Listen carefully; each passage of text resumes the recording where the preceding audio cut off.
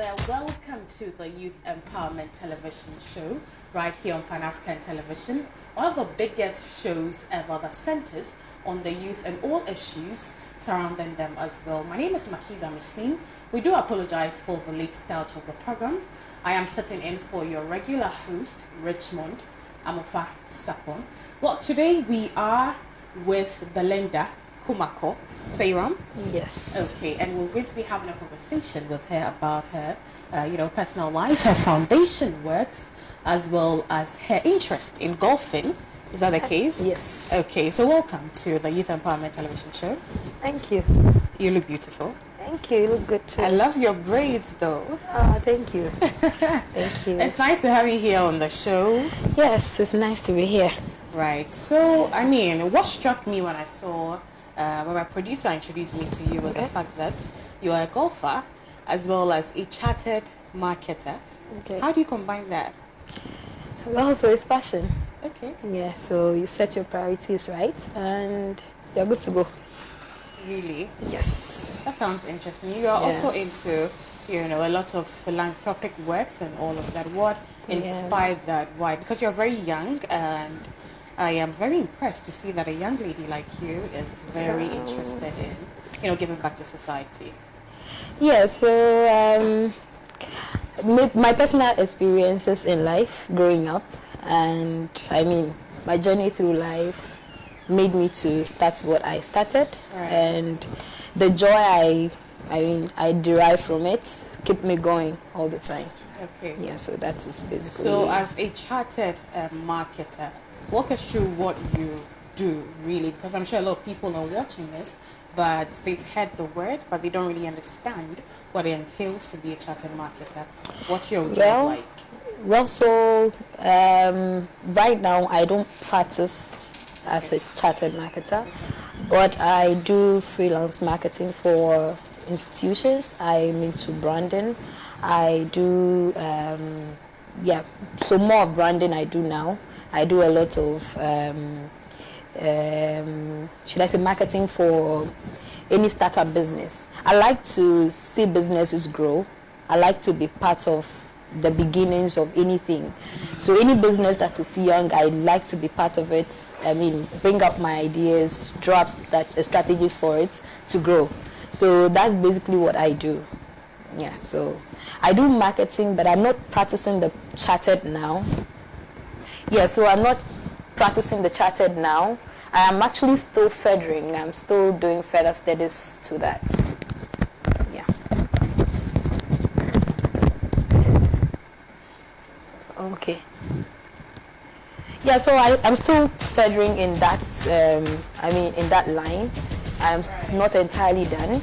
I'm still working on it. That's interesting. Yes. You seem to have a very packed life.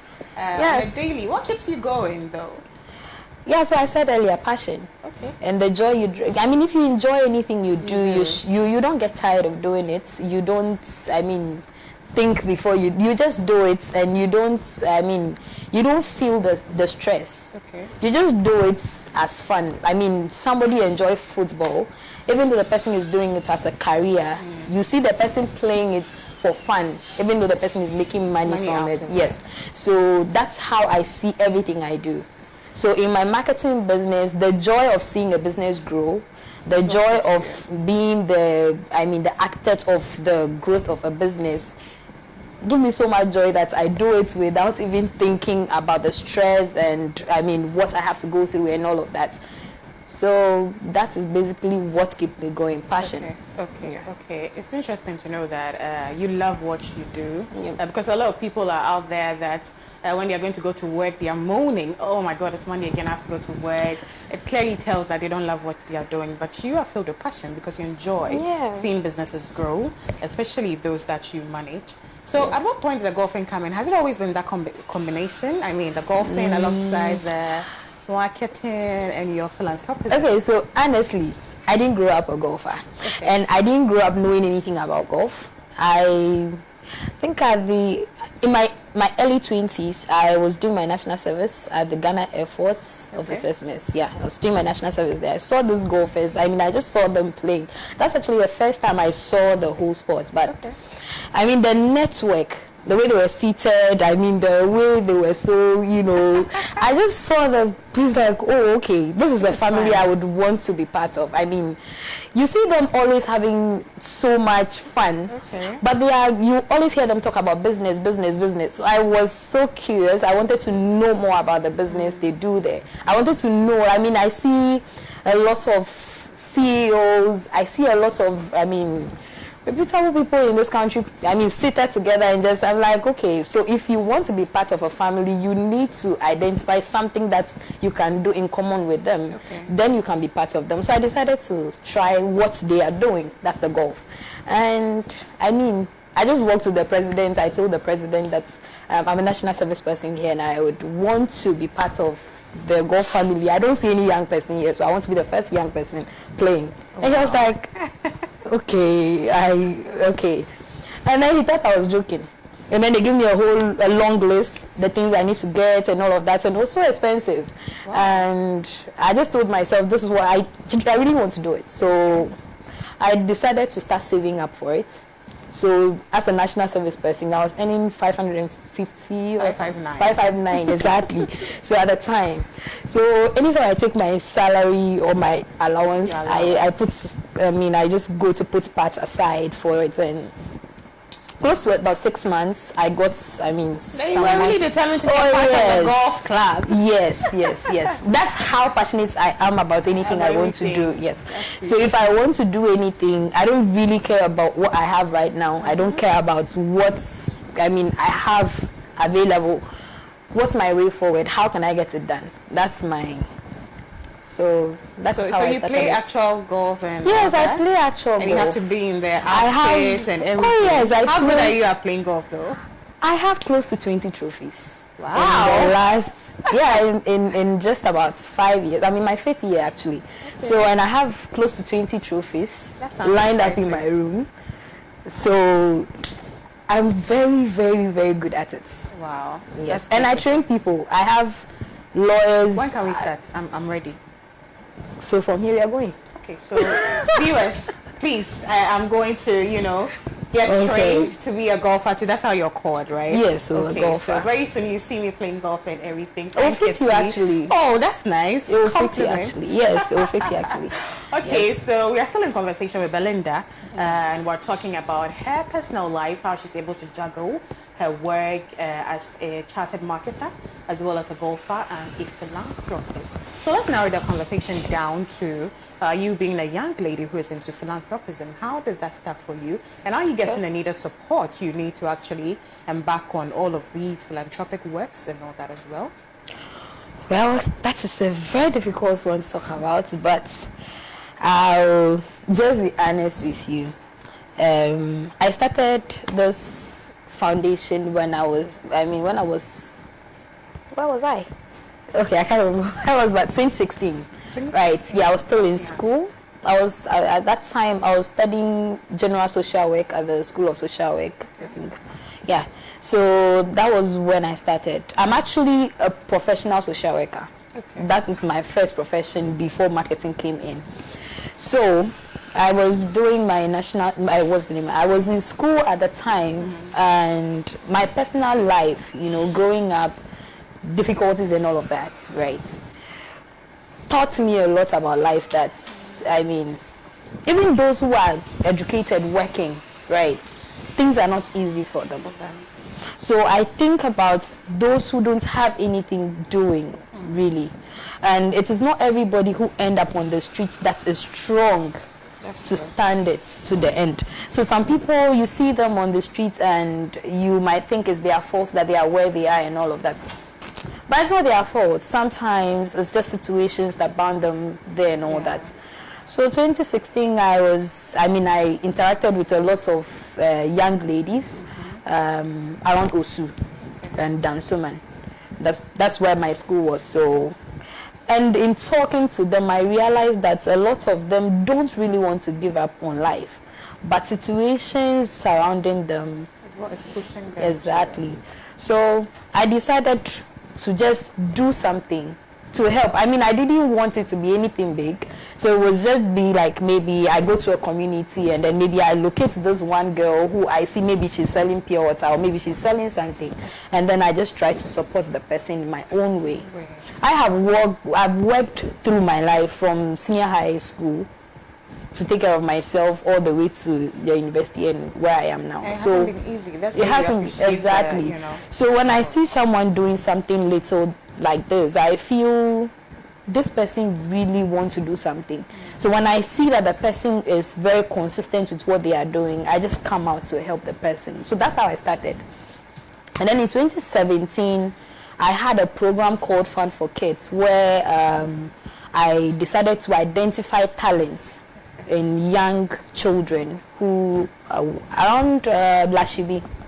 So I decided to put them together and see what talents I can locate. And when I did that program, I realized, wow, like we have people in this country who have talents, but I mean the situations don't allow them to express themselves. They are they are unable to get it out there. Sometimes they have it within, and because they don't get the needed support, they just, life happens and then it all goes down. A young guy is growing up and maybe growing up in people call them area boys, and then she's not entirely a bad person, but along the line things are not going well, there's no support, my parents don't have money and all of that, Instagram, social media, all of it, and then I see all these nice girls on fashion life and all of that, and then just the person also wanting to try any of that because the person is idle. And then the person tries it, the person gets someone pregnant, and then even if the person is a very good footballer, the person is a very good boxer, the person is whatever, the dream is shattered because now the family of the girl is chasing them around and all that. And it's the same way with the girls too. I dropped out of school, now there's no hope for me, there's nothing I can do, I'm not educated, me, I can't speak English, I don't know how to do this, there's nothing for me, so whatever. So maybe I grew up in the family of 8. My mom has about 7 kids. We are all sleeping in the same small somewhere. And then when you get to your teenage, like say 18 years, people start to want to have some privacy for themselves. That's true. They want to feel comfortable. They want to also be able to wake up. Sometimes you just don't want to wake up at the same time you wake up every day. Sometimes you just don't want to wake up at 6 o'clock and then your siblings and everything. You just want to live your life for yourself. And so at that point, people tend to, if a young guy is offering me a place where I can just sleep and wake up in the morning and feel loved or appreciated or something, the person will go. And then, that doesn't come free. And then in doing that, they end up where they end up. You understand? So I interacted with a lot of girls around Jamestown, all the way to Dansoman, all the way to Kokrobite, all the way. So what specifically were you doing aside interaction? So what I was doing at that time, I was sending them to, if you want to learn hairdressing, I'll go and register you in a shop somewhere, they learn those things, and then I just go and register it there, pay your money. Your own funds? Yes, no, it was just something I was doing. It wasn't a foundation at that time. How were you able to get the money to be able to So I just said that I've been working throughout my life, from senior high school, Form 2 at Corpus Christi. I've been working all my life. So I don't really look at what I have in my accounts. It's just you trying to help Exactly. I believe it is not rich people who help people. It's kind people who help people. So it's just something I enjoy doing. The fact that I'm able to get somebody off the ground, and then the person is also now doing something, the person can feed the child, is enough for me.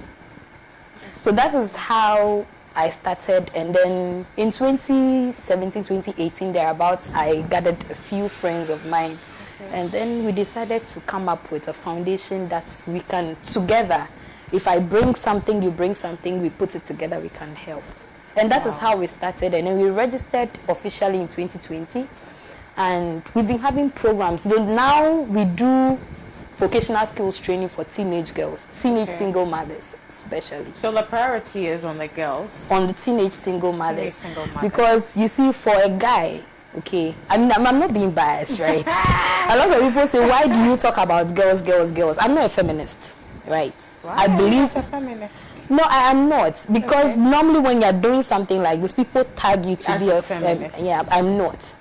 I believe in family. I believe in all of the whole family system in Africa. I believe in it. But in the society where we are, right? When you are a girl and you find yourself in this situation, unfortunately now there is nothing like honesty anywhere. So guys would take advantage of you.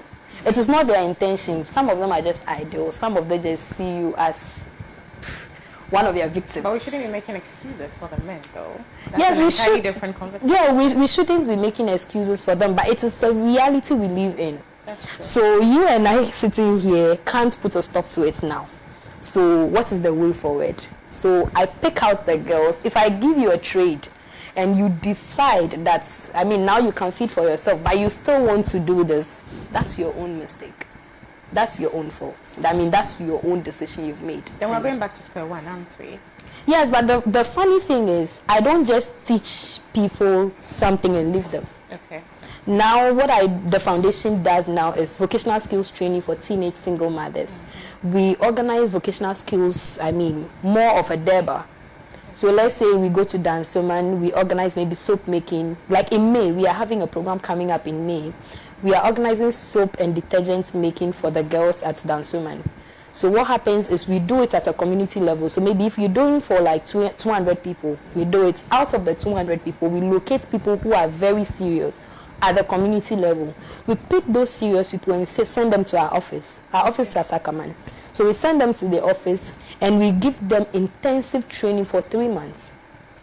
This intensive training includes branding, marketing. Okay. That is how come I learned marketing. I had to go do marketing because I want to be able to teach them something. Not just teach them how to do it, but now teach them how to brand it, how to present it, how to talk about the products, or how to, you know, how to communicate what you are doing to people for them to be interested in it. So that is how come I went to learn marketing. So these 3 months intensive training, some of them don't even know how to dress. I mean, if you go to, excuse me to say, Choco, Jamestown, if you go to those places, you see a girl wearing something and then she is exposed anyhow and then she's just fine. But when I take these girls to the office and I train them for 3 months and they come out, some of them come to my office in heels. They dress up officially to come to the office. Madam, please, I've done this, so can you help me do this? I want to sell it to this company. I want to send this to this hotel. So that it's yielding results. Exactly. So, you see, it's not like, I mean, an easy thing, eh? It's not that easy. So it wasn't easy. Exactly. As you're saying, So when we do this community one, we take the serious ones to our office. We train them for 3 months. In that 3 months, those who are serious, I believe in helping a lot of people. But out of those a lot, you will get maybe 5 who end up doing well. And then those are the people that you probably give them startup capitals, or you let them work with you for some time to recoup some money, and then they can go and do their own thing. So sometimes I can do a program for 50 people and then I'll get only 5 people after 4 months. Wow. And those 5 people, if I tell you how their life transforms. Now I have girls who come to the office to register because, oh madam, last no buy no manyebi, but someone say madam for say why be say ano otombi or shop honum say ano obien didi na tembi obien kasa ne ho ani how me so person me yes sir madam mistake na me here na manyebi, like, you know. So now they learn from their friends. So you do it at a community level where you find some of them who can be like a role model to the others. So some of them come for the first training, they drop out and all of that, but after some time when they see their friends progressing, they come back to want to do it. So that is how I go about it. Yes, funding it is not easy. A program can cost me about 40,000, 50,000, 60,000. But you see, I don't have the money lying there in my account. But when that part of the conversation. Yes, but when I have to get the money, a lot of my friends who might be watching will be like, that Belinda, she is so busy. She doesn't have time for anything. She doesn't have time for anybody. Especially if I have a program coming up. Forget it. If I'll have to do 3 jobs to get it done, I'll do it. Sometimes I work for about 3 or 4 companies at the same time. I just have to schedule my times. I'm managing a brand for this person, managing this brand, managing this one. And I put, whatever I earn from all of them together. And then percentage of it, I dedicate it to my foundation. So have you reached out to, other benevolent institutions, organizations, people who can come on board and ease you off the stress and, Actually, that has been a problem for me because, people are with this perception that NGOs come in to take people's money and then to go and take care of themselves and all that. Especially if you're a young person, they feel you are going to depend on their donations and all of that to do whatever you want to do. So for that reason, I don't go through the stress at all. I'm just doing my thing. If you come and you come across it and it's nice for That's you. That's what I was coming to. Have there been people who have seen your work? Yes. So last year, December, Presec Old Boys 2009 year group, we were having a program at Kokonuro. There's a village on the Ebri Road. We were having this program. We just posted it around and all that. And one of the guys saw it and he was like, wow, you guys are doing this. It's really nice. And then he wanted to talk to it about, to talk to his people about it. And they came up to give us some money. Wow.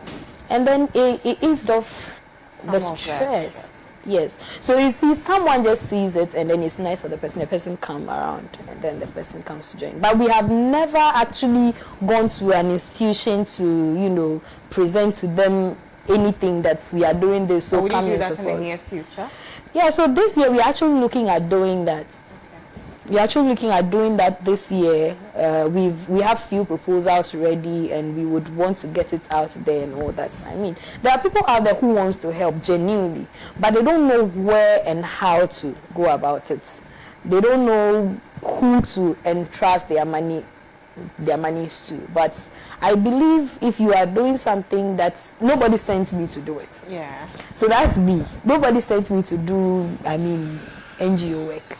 I have decided to do charity work. So I'm doing it and sacrificing and paying all the prices that comes with it.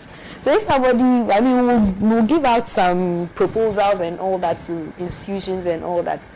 You might see it and it will be nice to you. But what's the name of the foundation and how do people reach you? This is an opportunity for you too. It's Maximum Joy Foundation. Maximum Joy Foundation. Yeah, Maximum Joy Foundation.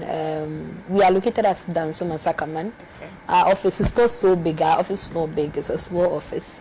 We have some people also bringing in used clothes. So we go to, so in all these programs we do, we try to give them, clothes, utensils.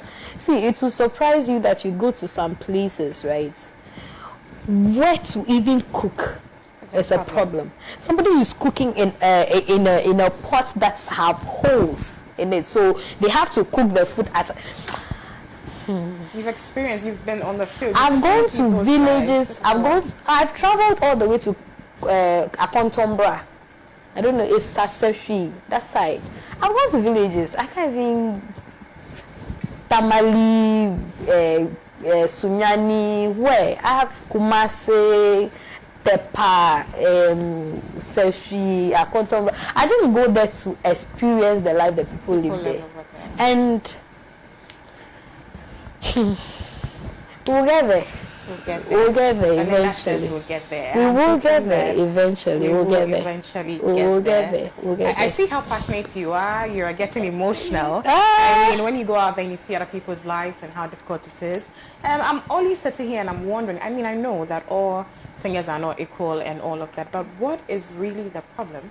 The lack of opportunities and all that. Is that what is causing this whole situation that people find themselves in? Well, aside the fact that you spoke about people making mistakes and getting into that condition. Well, so I think there are no structures for people like that. We have a system where, I don't want to say only the rich, get access to... The petty bourgeois. you are in the spirit, so...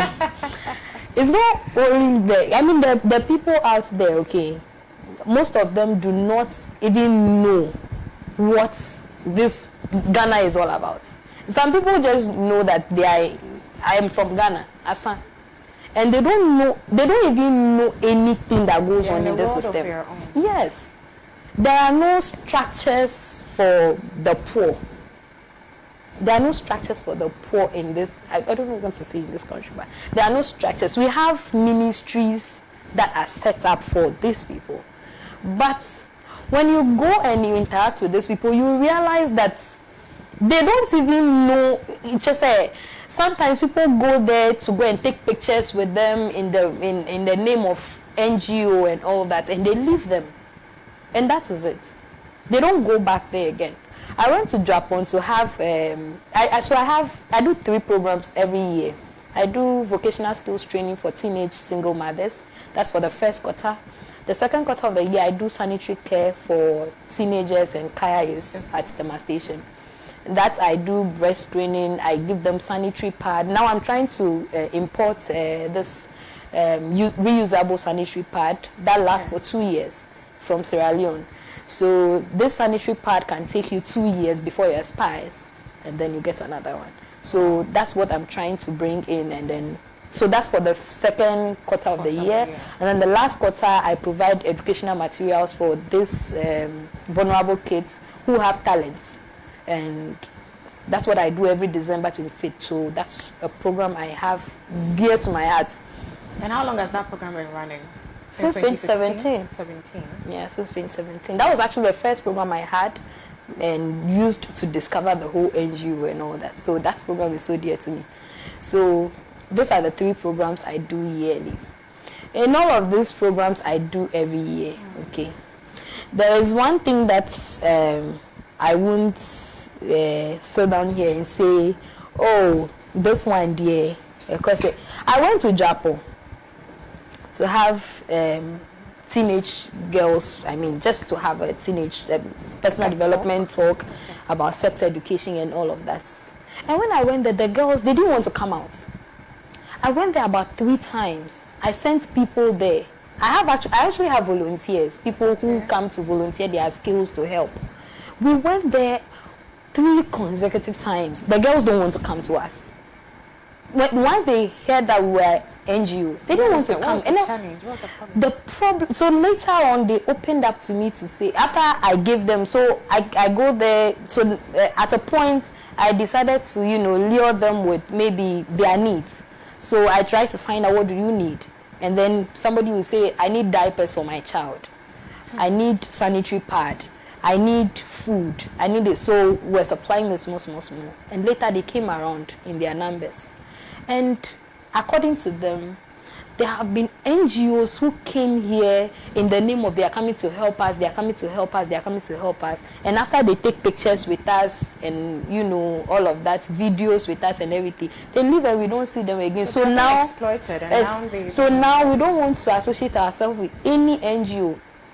We are living our life before they came. We don't want to have anything to do with them. And God is the one who takes care of. And I was like, wow. So it took them a long time to trust that I was going to be there for them. And so now some of them still call me. That program was in 2019. And these girls still call me. And when they call me, now some of them are doing the soap.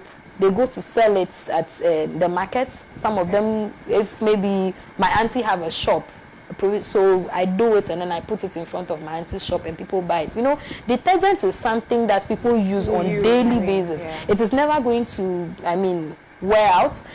Every day, every time people are using it. So that is why I delight in teaching them that, because something you can easily learn and it is something you can keep doing. And then when you do it for some time and you're able to make some money for yourself, you can decide, maybe I want to go and learn hairdressing. You can go and do it.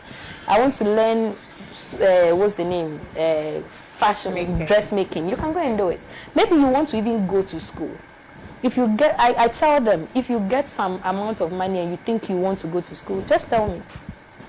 Tell me. Even if I don't have it, I'll find ways and means to be able to support you. I'm actually looking out for scholarship for some of the girls who would want to better themselves, maybe want to go back to school. But Some of them have very good, okay. some of them have very good grades. So when I went to Akontombra, there's a place called Bawakrum. It's at Sefi. So I met this young girl. She was 17 at the time. I don't want to mention her name. She was 17 at the time. And I mean, I stayed there for about 2 weeks or 3 weeks. And the 3 weeks I stayed there with them, I got talking to her, her mother and everything. And this girl said she was 16 when she got pregnant. And she was in the senior high school. She had just entered senior high school. And the guy who gives her feeding fee, impregnated her. So she had to drop out of school. So the child was a year, So she said, she has a child, and now she wants to go back to school. And the girl speaks fluently. The girl is so smart. So when I was living at Contombra in 2020, I told her that I wanted to go back to school. She's in her final year now, completing school. And every time she calls me and she's so happy, like, I'm just so happy for her. Like, you know, she's completing school this year. And then she said when she's done, Madam, when I finish, I want to come to Accra so that you get me something to do. I'm like, okay, no problem. And you see, I don't have a very big space of my own where I stay. But in my little corner where I stay, I like to have people to come and share it with me. And let us all just get better together. See, in this life, we don't live for ourselves. We are living for people. If not for anything at all, for your family you want to build. That is why we wake up in the morning, sit in traffic, go up and down and all of that.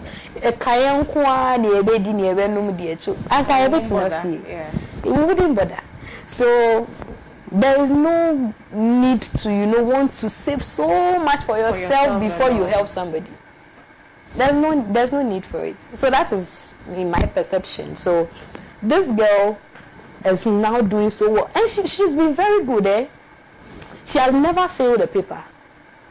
Even in her situation, she has never failed a paper. I'm like, so this girl, imagine she gets some form of scholarship.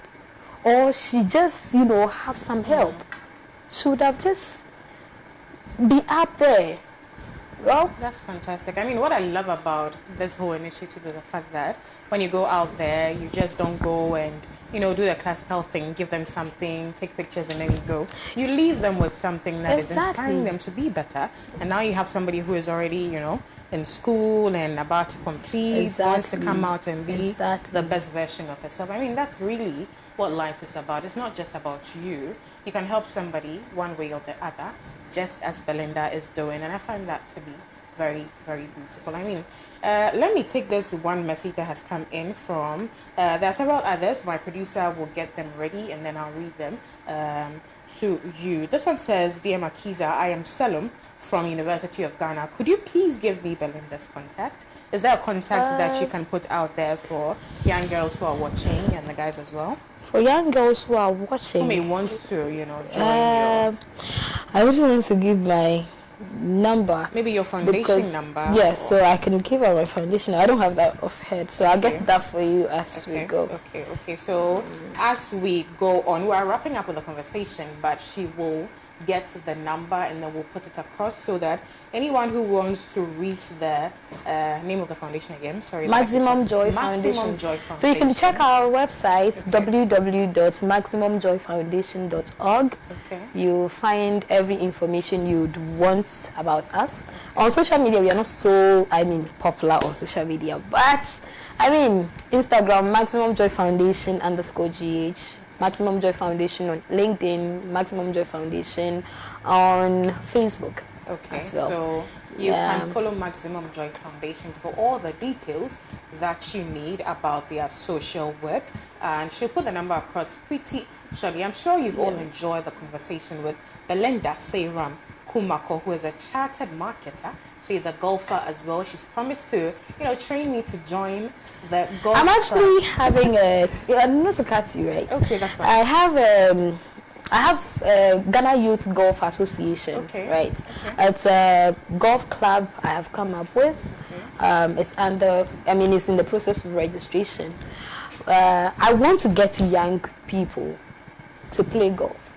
You don't have to have so much money to play golf. Yes, everything is expensive in this world.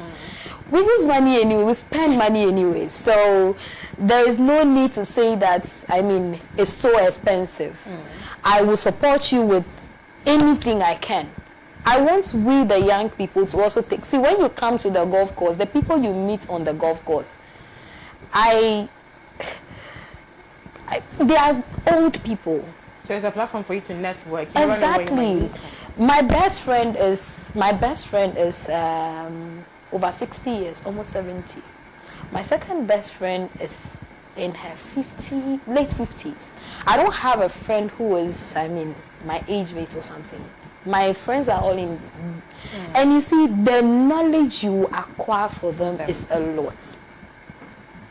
The knowledge you acquire from these people is a lot. I mean, you can have your circle of friends, but let's try to, work out of our normal boxes. If you want to play golf, just contact me.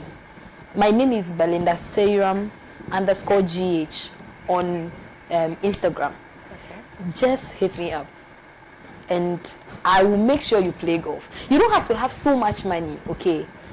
All you need is just be determined to play golf. And let's get on the golf course. Let's also have our own circle of network where we can get these old people to support us. You see, when they see you in that network or they see you around them, they feel like, oh, this person wants to do something. This person wants to get somewhere.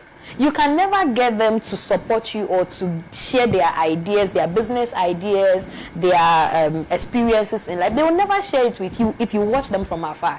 And I tell you, these people are very nice people.